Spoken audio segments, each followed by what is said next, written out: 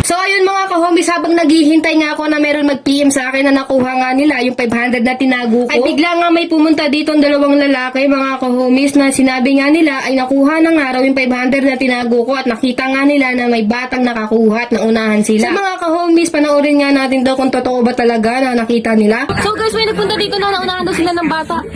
Tara natin yun. Kapeng? Naunahan nga kami, DJ. Naunahan kayo ng bata? Oo.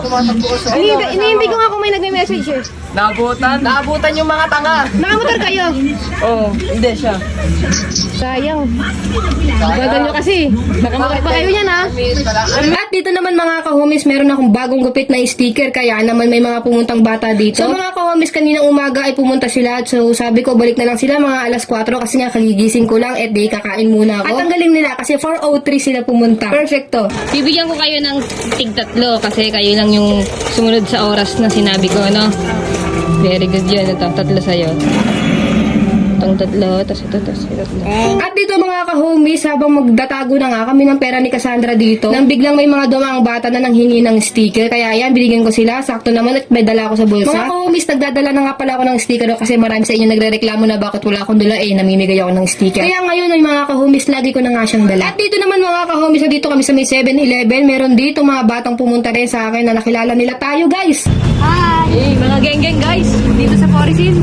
Thank you so much sa inyo at ayan, bigyan ko sila ng sticker. Ito nga pala yung mga geng-geng natin dito sa may Policy. Ayan, shoutout sa inyo guys. Tapos dito naman, pumunta kami sa may Gulod para magsundo nga sa pamangkin ko. Kaya naman, may nakakilala sa atin dito. Thank you so much kasi nakikilala tayo kahit saan. Thank you guys. Kaya naman, bibigyan din natin sila ng sticker para naman pa-thank you kasi nakikilala nila ako at nanonood sila ng vlog ko at alam nila yung vlog na tinatago-tago ko.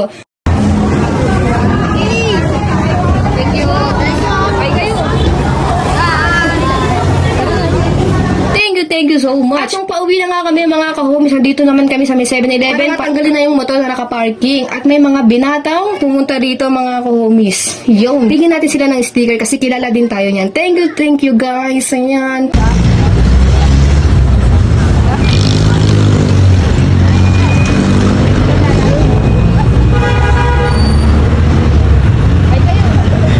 Mag-hi kayo guys. Thank you so much kasi nakikilala nyo at nanonood kayo. At kung kinabukasan mga ka-homies, sabi nagkakagulo dito na nanghihingi ng sticker. Ayan. Ang gulo-gulo nila mga ka-homies. At ngayong gabi mga ka-homies ay mga may geng-geng na naman pumunta rito sa bahay. Kaya naman ayun, bigyan din natin sila ng sticker. Disclaimer lang mga ka-homies, ito po ay bawal sa bata.